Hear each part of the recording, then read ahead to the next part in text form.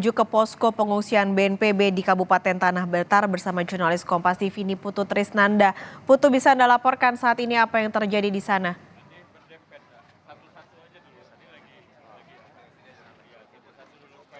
Ya, selamat siang Pascalis dan juga saudara. Saat ini saya sedang berada di Tanah Datar. Bagaimana kemudian tadi juga menyaksikan secara langsung dampaknya ini terlihat jelas, banyak kerusakan yang terjadi bukan hanya rumah tapi juga pertokoan.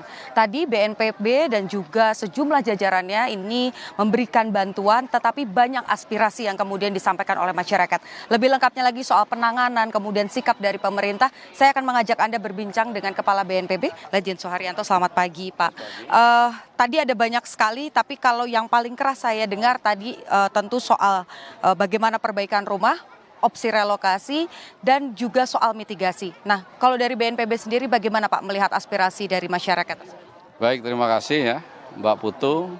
Pagi ini lengkap ini timnya, saya Kepala BNPB, ada Bapak Kapolda dari unsur Polri mewakili Bapak Kapolri, ada Pangkogap Wilhan 3 jauh-jauh datang dari Tanjung Pinang mewakili Bapak Panglima TNI, ada Pangdam 1 Bukit Barisan dari Medan. Tentu saja Pak John Kennedy Ajis dari kemarin, sudah 3 hari ini berdampingan dengan saya, ada Bapak Gubernur.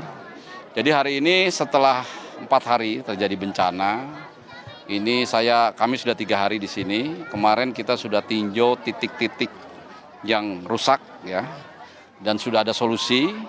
TNI juga sudah mengirim 5 jembatan beli. Artinya dengan adanya 5 jembatan beli, masyarakat-masyarakat yang kemarin terisolir dipastikan dalam waktu tidak terlalu lama ini bisa kembali berkomunikasi ya, dan jalur-jalur logistik ini bisa kembali normal. Kemudian hari ini kita berdiskusi dengan pengungsi. Ini yang paling banyak di Kabupaten Tanah Datar, ada ratusan tadi yang ngumpul jadi satu. Kita jelaskan langkah-langkah dari mulai tanggap darurat yaitu pencarian pertolongan. Per hari ini masih paling tidak BNPB mencatat 35 yang masih hilang sampai hari keempat. Satu provinsi. Nah, 35 satu provinsi. Kita SOP-nya tetap ya, meskipun golden time-nya 6 kali 24 jam, tapi kalau masyarakatnya masih minta untuk dicari, tidak ada kata lain, kita harus cari. Dan tadi masyarakat tenang begitu dikatakan, kita pasti cari itu, kecuali masyarakatnya sudah ikhlas, sudah menerima. Ya udah nggak bisa lagi dicari, mereka menerima. Itu baru kita hentikan. Kemudian yang kedua mitigasinya, mereka khawatir nih, gimana nih seolah-olah kok tiba-tiba itu bencananya. Tidak tiba-tiba gitu. Kita juga sekarang Ibu Kepala BMKG sudah melihat gunung itu. Kira-kira potensinya akan ada bencana susulan atau tidak. Kepala PPMBG dari Kementerian SDM itu juga sudah berangkat, sudah ada di Sumatera Barat. Besok juga akan lihat kondisi Gunung Merapi. Kalau seandainya memang berbahaya ya berarti radius dari Gunung Merapi itu harus diungsikan, kita ungsikan. Yang ketiga mitigasinya supaya tidak ada bencana susulan, TMC per hari ini juga sudah jalan. Kita harapkan 1 minggu ke depan tidak ada hujan deras lah, sehingga tidak ada lagi lahar dingin yang masuk. Kemudian pengurusan pengungsi, mereka juga menginginkan bantuan itu betul-betul merata. Nah, tadi juga sudah kita sampaikan, Indonesia ini kan organisasinya sudah jelas, ada Babinsa, Bamil Kaptipmas, Wali Nagari. Itu mereka akan mendata, mendistribusikan bantuan. Naik lagi ke atas ada camat, ada Danramil, ada Kapolsek, itu juga sama. Nanti secara bertahap bertingkat berlanjut dikendalikan dari posko. Masing-masing kabupaten kota sudah punya posko utama, pemerintah pusat, pemerintah provinsi mendampingi. Ini statusnya status bencana daerah. Makanya 5 kabupaten kota, kecuali 50 kota itu sudah menetapkan status tanggap darurat. Nah, provinsi karena lebih dari 2 kabupaten kota yang menetapkan status darurat, maka provinsi itu pun menetapkan status darurat. Artinya pemerintah provinsi juga sudah turun tangan terus. Kemudian untuk pengungsi yang kehilangan rumah, mereka punya hak untuk mendapat rumah.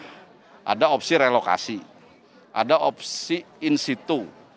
In situ artinya rumahnya diperbaiki tanpa harus geser tanahnya. Kalau yang relokasi, masyarakat dapat rumah utuh, bahkan berserta isinya itu. Biasanya dari Kementerian Sosial juga membelikan perabotannya. Yang in situ rumah rusak berat 60 juta, rusak sedang 30 juta, rusak ringan 15 juta. Kita sampaikan ke masyarakat. Dan selama menunggu rumahnya itu jadi, itu mereka mendapat namanya dana tunggu hunian. Per KK 500.000 per bulan, sampai rumahnya jadi.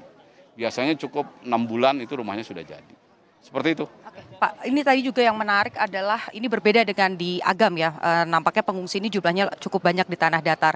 Tadi ketika ada yang meminta ambulans padahal karena sakit, masyarakat ini nampak masih sangat trauma begitu. Ada yang menangis, bahkan bukan hanya anak-anak saja begitu. Orang tua pun yang ibunya itu juga ikut menangis. Artinya trauma healing di sini juga dibutuhkan. Apakah ada rencana untuk kemudian bekerja sama dengan Dinas Kesehatan misalnya untuk menyediakan trauma healing bukan hanya untuk yang dewasa tapi juga untuk anak-anak? Ya, memang dalam setiap bencana ya, kalau dari pusat, Kementerian Kesehatan lewat pusat krisis kesehatan juga sudah mengirimkan tim kesehatan untuk trauma healing, dari Polri juga, dari TNI mengirimkan rumah sakit lapangan, termasuk tim untuk trauma healing. Tentu saja dari pemerintah provinsi, Kementerian Pemberdayaan Anak dan Wanita juga, itu biasanya perempuan dan perlindungan anak itu juga mengirimkan trauma healing. Ini menjadi catatan bagi kita bahwa dalam suatu bencana ini kadang-kadang informasi ini bersimpang siur gitu. Tadi kan sebetulnya teriak minta ambulan karena ada yang sakit, tapi kedengarannya seolah-olah akan ada bencana susulan. Nah, itu juga menjadi catatan kita bahwa trauma healing itu di samping kebutuhan dasar, makan, minum, MCK dan sebagainya itu juga kesehatan mentalnya juga terus harus dipelihara dan ditingkatkan. Kalau soal untuk pencarian sampai dengan saat ini personil dari TNI ataupun Polri yang juga membantu ada penambahan, Pak? Dari Marinir dapat 1 batalion lagi ya. Dari TNI dari mulai kemarin juga udah turun ya. Kemudian ada Sipur juga, nanti tanya ke Pangkogapilhan sama Pangdam ya. Tapi intinya sih banyak sekali personil ya. TNI Polri juga terlibat secara full kekuatan saya lihat ya. Helikopter juga TNI Polri juga keluar, dari BNPB juga, dari Polri juga. Jadi artinya kalau sumber daya untuk mendukung, ya, baik personil pun alat peralatan sejauh ini saya kira cukup ya. Dan walaupun ini sudah hari keempat, sudah ada solusi. Walaupun tentu saja butuh waktu, tetapi kami yakinkan dengan bertambahnya hari, ini semakin hari semakin baik, semakin bagus. Terakhir Pak, artinya kalau bicara SDM lengkap, kemudian sembako dan lain-lain juga lengkap, kendalanya betul-betul hanya cuaca saja yang mungkin bisa mengganggu proses pencarian dan juga proses lain. Cuaca kan sekarang sudah di TMC ya, kemudian jalan dari transportasi juga udah tembus, dari Padang ke Bukit Tinggi juga tidak ada masalah, PUPR juga kerja terus. Memang untuk kondisi normal jalan itu kembali semula butuh waktu 3 minggu sampai 1 bulan. Ya ini butuh waktu. Jadi kan proses penanganan kan tidak bisa membalik telapak tangan lah. Artinya kita sepakat, kita berusaha 1 hari, hari kedua, hari ketiga dan selanjutnya harus lebih bagus. Baik, terima kasih banyak Pak Kepala.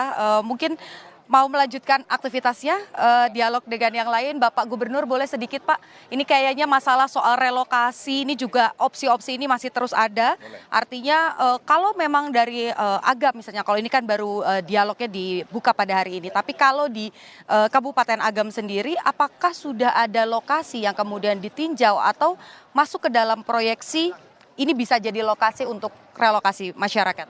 Ya, kita sudah koordinasi dengan Bupati Agam kemarin untuk menyiapkan lokasi tersebut dan sehingga memang mana masyarakat yang memang mesti direlokasi atau yang rumah mereka di lokasi yang sama mungkin bisa dibangun atau mereka juga bisa mencarikan tanah. Ya, pada intinya ketika rumah mereka rusak maka kita akan bangunkan ya dan sehingga memang akan bisa nyaman untuk beraktivitas selanjutnya.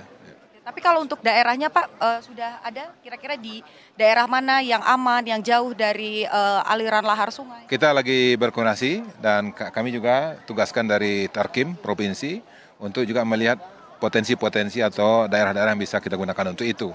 Di antara mungkin ada tanah HGU ataupun yang tanah milik provinsi atau tanah kabupaten kota. Ya, sehingga memang sampai sekarang kita belum, karena malam tadi kita koordinasikan, mudah-mudahan hari ini dapat ketahuan sehingga kita bisa bergerak lebih cepat lagi insya Allah. Oke, Baik, terima kasih Pak Gubernur untuk waktunya untuk Kompas TV. Dan tadi saudara sudah disampaikan, Paskalis dan juga saudara, bagaimana kemudian 35 orang ini masih masuk dalam daftar pencarian, di mana kemudian bukan hanya dari tim Basarnas saja, tetapi juga dari TNI, Polri ini dan juga masyarakat tentunya bekerja sama, bergotong royong untuk mencari. Kalau tadi mengutip bagaimana pernyataan dari Kepala BNPB, memang keputusannya ada di keluarga. Jika memang lebih dari waktu yang ditentukan tapi keluarga masih berharap ada pencarian, nanti akan berusaha sebagaimana mungkin supaya 35 orang yang masuk dalam daftar ini bisa ditemukan dan juga kalau memang dalam keadaan meninggal dunia bisa dimakamkan dengan prosesi dan juga cara yang layak begitu. Termasuk juga soal relokasi ataupun juga kebutuhan pasca bencana dan juga pasca masa tanggap darurat dari BNPB sendiri, dari pemerintah ini juga mengklaim berusaha semaksimal mungkin untuk memenuhi, mencatat bagaimana kemudian apakah masyarakat ini butuh untuk dibangunkan rumah di tempat yang sama ataupun juga untuk relokasi. Paskalis, kembali ke Anda di studio. Terima kasih Niputu Trisnanda melaporkan langsung dari Kabupaten Tanah Datar, Sumatera Barat.